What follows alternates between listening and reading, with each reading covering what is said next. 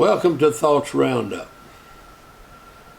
I wanted today to tell you something, and I would just automatically think you wouldn't believe it's the truth, but since I'm so used to telling the truth, maybe I ought to. Surely I'm not speaking to that naive an audience just to think. But anyway, here's the story. Hineston, that's my little old hometown. You stretch your imagination to just call it a town. Hineston, Hineston, Hineston, Louisiana. Now we started off with one restaurant or store. Started off with one store. they later on put a restaurant in it. Kind of messed me up. Then there got to be another store, Mr. Johnson.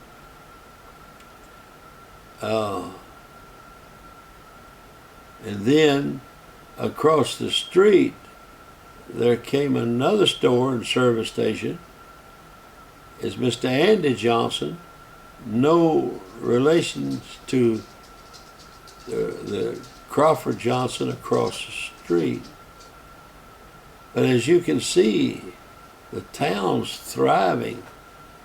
I think there was about 100 people that live in there somewhere around pretty close. It's a pretty big old town, you know, for a boy that lives off in the woods, 2.5 miles, a mile and a half before you turn to go back in the woods a mile. So anyway, I want to tell you this story. Andy and Claudius Johnson was the one across the street from the other Johnsons. Don't get it mixed up with Johnson & Johnson's powder or anything like that. Anyway,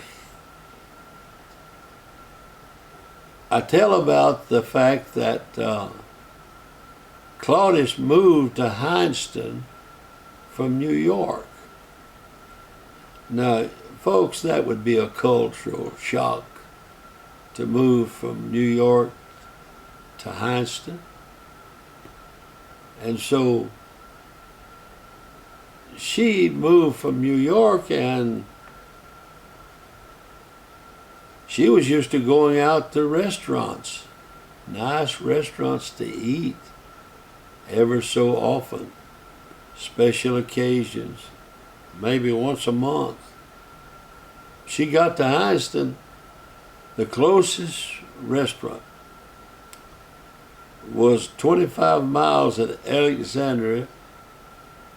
The Baptist Hospital had a coffee shop, and they called that a restaurant, cafe. And so anyway, she wanted to continue dining out. So she told her husband, she said, I'm going to organize these ladies in the neighborhood and teach them how to put on a good supper, good dinner. And you notice I call it supper. That's what we called it. We didn't call it dinner. We called it supper. Dinner was dinner. That was 12 o'clock in the daytime. But anyway, she decided she was going to organize the ladies, teach them how to have put on a supper. She had seen in Neiman Marcup's magazine a recipe, and it had to do with a steak smothered in mushrooms. She told her husband, she said, you know, I want to get, I want you to go and get me some mushrooms. He said, well, honey, that would take, I'd have to go all the way to Alexandria, 25 miles, or I might have to go to DeRidder or somewhere like that. I said, I don't know. He said, there's plenty of mushrooms up there in the field. She said, well, I'm afraid those might be poison. He said, no, I see the varmints eating them all the time. They're okay. So the next morning, Claudius got her a big dish pan, and went up there, filled it full of mushrooms, come back, washed them, put them on the stove, stewed them down, boiled them down, and she got it just pretty well right. She called the old dog, and she fed the dog a whole bait of them. That's what we called it in Louisiana, a bait of it.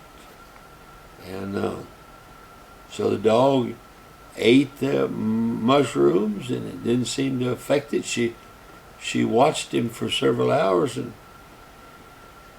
he just did regular dog stuff. He run a rabbit for a while. He lay on the porch for a while. He run a cow off, and he just did dog stuff, and it looked okay to her. So she took those mushrooms and eased them over on the steak and started cooking them according to the